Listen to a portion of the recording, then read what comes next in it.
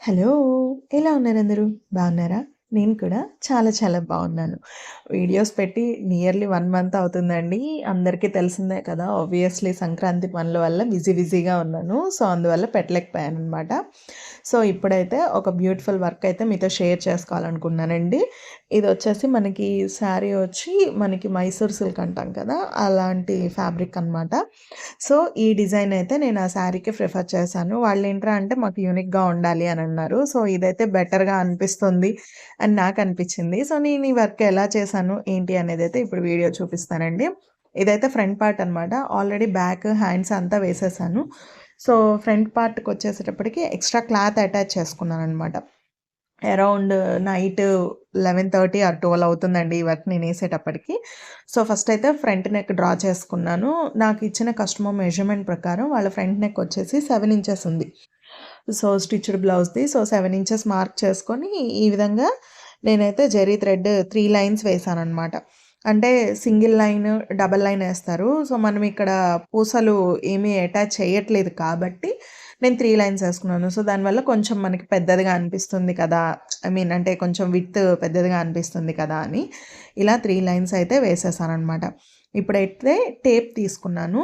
Tape తీసుకొని మనం zari line starting నుంచి వేసుంటాం కదా! అక్కడి నుంచి హాఫ్ ఇంచ్ మార్కింగ్ పెట్టుకున్నాను. అంటే మనకి బ్లౌజ్‌లో అయితే 1 ఇంచ్ పెట్టుకోండి హ్యాండ్స్ కింద. నెక్ దగ్గర కాబట్టి నేను హాఫ్ ఇంచ్ ఈ విధంగా మార్కింగ్ చేసేసుకున్నాననమాట. సో, ఇదెందుకంటే మనకి ఆ మార్కింగ్ లోపలే పూసలు రావాలి. అంటే ఈవెన్‌గా రావాలి కదా! ఒక దగ్గర ఎక్కువ, ఒక దగ్గర తక్కువ అట్లా వస్తే బాగోదు కదా! సో, అందుకోసం నేను ఈ విధంగా అయితే మార్కింగ్ చేసుకొని, ఈ విధంగా దీంతో అయితే మార్కింగ్ ఇచ్చేసాననమాట. ఇప్పుడు ఈ పేపర్ ఉంది కదా! ఏదైతే మనకి ఇదొచ్చేసి చిన్న పిల్లల అట్లకేస్తాం కదా! సో, ఆ పేపర్‌ని మనకి ఎన్ని పెటల్స్ కావాలో, మనకి ఎంత సైజులో కావాలో, ఆ సైజులో నేను ఆల్రెడీ కట్ చేసి పెట్టుకున్నాను. సో దట్ మనకు అన్ని ఫ్లవర్స్ ఈవెన్‌గా వస్తాయి కదా! సో, నేను ట్రేసింగ్ పేపర్ అయితే 100% యూజ్ చేయనండి. మాక్సిమం ఫ్రీ హ్యాండ్ డిజైనే ఉంటుంది. హెవీ డిజైన్స్ అయితేనే నేను యూజ్ చేస్తాను. అది కూడా నేను ప్రింటౌట్ తీసేసుకుంటాను. A5 లీగల్ పేపర్ తీసుకొని, ప్రింటౌట్ తీసుకొని దానికి హోల్స్ ఏసి పౌడర్‌తో తీసేసుకుంటాననమాట. సో, నేనేం చాక్ పౌడర్ అవేం యూజ్ చేయను. సో, ఇప్పుడు ఈ విధంగా మార్క్ చేసుకున్న దాన్ని మార్కర్‌తోనే గీసేస్తున్నాను. ఎందుకంటే మనకి డిజైన్ ఎంత షేప్‌లో వస్తుందో ఆల్రెడీ ఫ్రీ ట్రయల్స్ ఏసుంటాం కాబట్టి మనకు ఐడియా వచ్చేస్తుంది. సో, ఇక్కడ నేనేం చేస్తున్నానంటే లోపల శారీ కలరు గ్లాస్ బీడ్స్ వస్తాయి కదండీ మనకి కట్ బీడ్స్ లాగే. సో, అవి తీసుకున్నాను. శారీ వచ్చేసి మనకి మంచి మస్ట్ అంటే లెమన్ యెల్లోలోనే మనకి డ్యూయల్ టోన్ అనమాట. సో, ఆ కలర్ ఎగ్జాక్ట్ బీడ్స్ అయితే దొరికాయి. సో, నేను ఆ వర్క్ అయితే నేను అటాచ్ చేసుకున్నాను.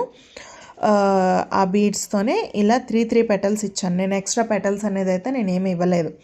ఐ మీన్ అంటే ఎక్స్‌ట్రా లైన్స్ అలా జస్ట్ 3 ఇచ్చాను. గ్యాప్ ఉంది కదా! మార్కర్ ఎలా పోతుంది అని అనుకుంటారేమో. సో, అదైతే ఇక్కడైతే చూపిస్తాననమాట. ఇలా 5 ఒక లాంగ్ పెటల్ వచ్చిన దగ్గర మనకి 6 బీడ్స్ అలా వస్తాయన్నమాట.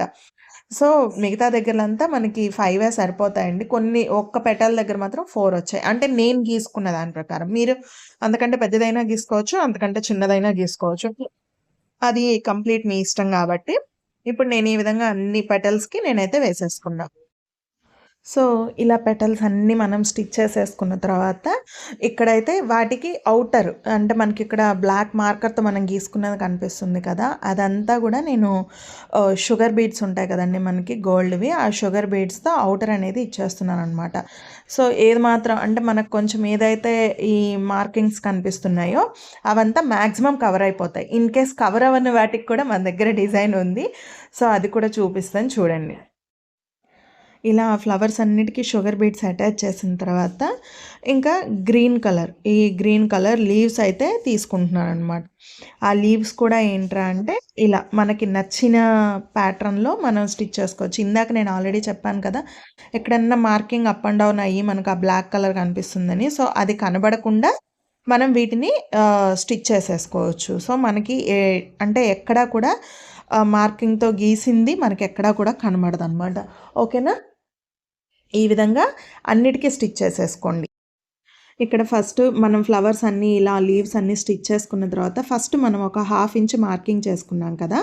సో, అక్కడ ఈ విధంగా మీకు నచ్చిన బీడ్స్ ఏవైనా కానివ్వండి, చీరతో సంబంధమే లేదు. ఏదైనా సరే ఇలా వాటర్ ఫిల్లింగ్ స్టిచ్ అనేది చేసుకుంటామనమాట. ఈ విధంగా చేసుకున్నామనుకోండి మనకి అంటే మనం ఓన్లీ జరీ థ్రెడ్ ఇచ్చేసాము. ఇక్కడ ఫ్లవర్స్ ఏసాం కదా! సో, మనకి కొంచెం ఆ మధ్యలో గ్యాప్ అనేది ఉంటుంది కదా! మనం డైరెక్ట్ దాన్ని కానిచ్చి వేసినా అంత లుక్ ఉండదనిపించింది. శారీ కొంచెం ఫ్యాన్సీగా ఉంది కాబట్టి సో, ఇలా బావుంటుంది అనిపించింది. సో, వాళ్ళు కూడా నాకు రిఫర్ చేశారు ఈ విధంగా కావాలని. సో, నేనైతే ఈ విధంగా చేశాననమాట. సో, మనకి ఏ బీడ్ నచ్చితే ఆ బీడ్ అనమాట. ఇదే వెయ్యాలి, ఇదే చేయాలని లేదు. మీ దగ్గర ఏ కలర్ గ్లాస్ బీడ్స్ ఉన్నా, కట్ బీడ్స్ ఉన్నా అన్నీ మీరు అటాచ్ చేసేసుకోవచ్చు. చాలా అంటే యూనిక్‌గా అనిపిస్తుంది. కొంచెం ఎలిగెంట్‌గా ఉంటుంది. సో, కలర్స్ అనేది కొంచెం దగ్గర దగ్గర రాకుండా కొంచెం డిఫరెంట్ కలర్స్ వేసుకుంటే ఇంకా బావుంటుందనిపించింది. బట్ నా దగ్గరున్న అన్ని మల్టీ కలర్ బీడ్స్ అయితే నేను అటాచ్ చేసేసాను. సో, ఫైనల్‌గా ఎలా వచ్చింది ఏంటి అనేది కూడా నేను చూపిస్తాను. ఇంకా దాని తర్వాతొచ్చేసి ఇంకా మనం ఈ విధంగా వాటర్ ఫిల్లింగ్ స్టిచ్ అంతా వేసుకున్న తర్వాత ఫ్లవర్ మధ్యలో మనకి ఏదైతే గ్యాప్ ఉందో ఆ గ్యాప్‌ని నేను ముడి కుట్టుతో కవర్ చేస్తున్నాననమాట. అంటే ఈ యెల్లోకి గ్రీన్‌కి మధ్యలో ఆరెంజ్ అయితే బావుంటుందని నాకనిపించింది. సో, అందువల్ల నేను ఇక్కడైతే ముడి కుట్లన్నీ వేసుకున్నాననమాట. సో, మీకు గనుక ఈ వర్క్ గనుక నచ్చితే నాకొక చిన్న లైక్ ఇవ్వండి. మీరు గనుక నా ఛానల్ ఫస్ట్ టైమ్ చూస్తుంటే ప్లీజ్ సబ్స్క్రైబ్ చేసుకోండి. మీ ఫ్రెండ్స్ అండ్ ఫ్యామిలీ మెంబర్స్‌కి షేర్ చేయండి. Thank you. Thanks for watching.